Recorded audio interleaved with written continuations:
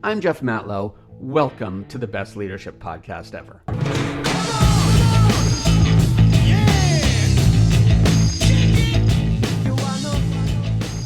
What I'm going to talk about today freaks me out. But it's important for us to discuss because it's about the secret to success. And it starts with spiders. I hate spiders.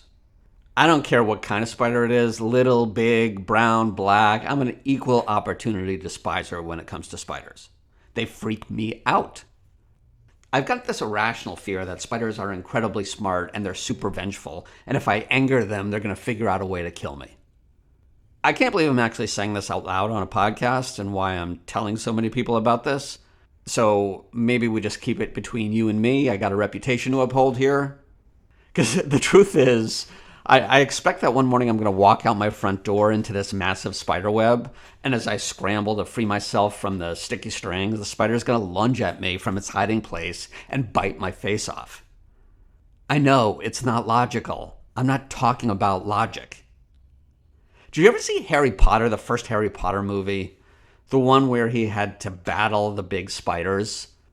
That scene in that movie did to me with spiders what Jaws did to me with sharks.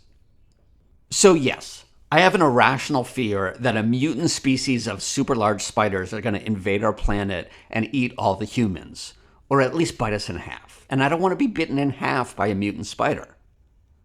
And here's the problem. I live in Los Angeles, and autumn time is spider time. Every year during autumn, there's this large spider that sits on our outdoor patio.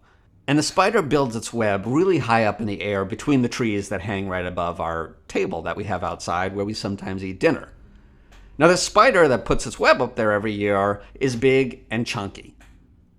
So if you were wacko enough to fear being attacked by a spider, this particular spider that lives on our porch is the one you'd probably imagine would pounce down all lucha libre on you and bite your face off.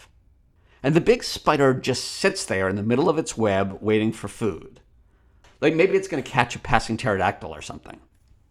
When I take the dog out for a walk at night and I bring him back, I look up at the spider to make sure it's still there and not, say, waiting to pounce on me by the door or heave me into the bushes and kill me.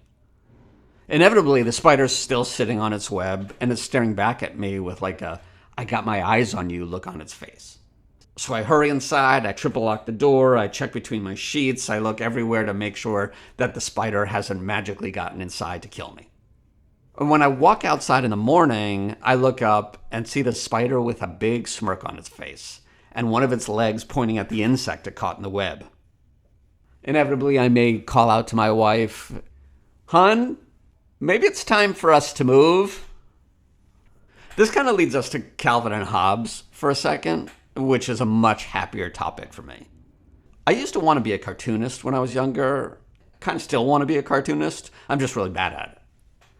I stopped telling people I want to be a cartoonist because if I told them I want to be a cartoonist, they'd ask to see my drawings, and I'd inevitably have to show them my drawings, at which point they'd look at it and say something like, "Oh, they suck." But if I could be a cartoonist, I'd probably create something like Calvin and Hobbes. Because that, in my mind, is the best cartoon ever. It's funny, it's witty, it's philosophical, and it's entirely relatable to somebody like me. In fact, I was Calvin as a kid.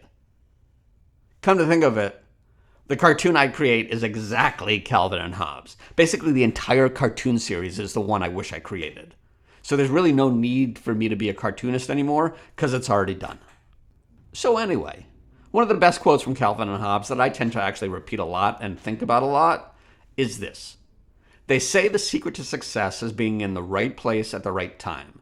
But since you never know when the right time is, I figure I'll just find the right place and hang around for a while. And this brings us right back to the spiders. I don't know if you know this, but spiders have amazing eyesight, they've got an incredible sense of gravity, and they've got an amazing memory for remembering where they built spider webs in the past. Because of these three things, they know where their food will come from. For instance, that man-eating spider that lives above our patio, it knows that their daily meals will zip around between the trees.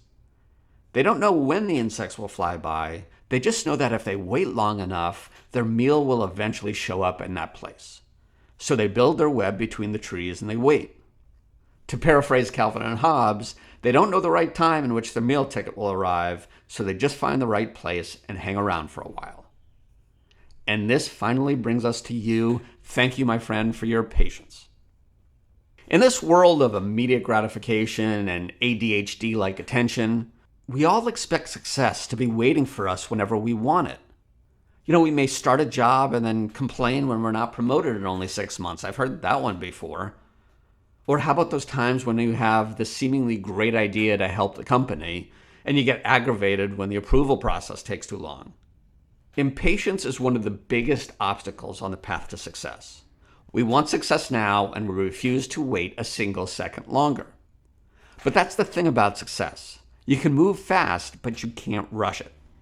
The spider will weave its web in the right place every night with expert efficiency. Then it just waits. It waits for success to arrive. And when the opportunity comes flying by, whammo, they grab it. Because success takes practice. It takes the experience of knowing when to be patient and understanding that sometimes no movement is actually forward progress. Success takes the ability to recognize the moment of opportunity when it arises and be ready to do whatever it takes to grab onto that opportunity. It's about being in the right place, doing the right things, and waiting for the right moment to act. Here's my point. Next time you're getting all antsy about your future not arriving fast enough, remember the spider, the one that's plotting to kill me. It doesn't rush, and it doesn't doubt. It takes its time to locate the perfect spot, it gets everything ready for success, and then it waits. Patiently waits. So find your perfect place, prepare for your future, and have the faith that the right opportunity will fly by when the time is right. It always does. The world is conspiring to work in your favor. All you have to do is just be ready to pounce. If you like this, please click subscribe, maybe share it with a friend. If it resonates with you and there's any way I can help, I am an executive coach. I work with leaders and growth stage entrepreneurs. My name is Jeff Matlow. Thank you for listening to the best leadership podcast ever. You can hit me up at leadership@bytitleonly.com. You are awesome. We'll talk next time.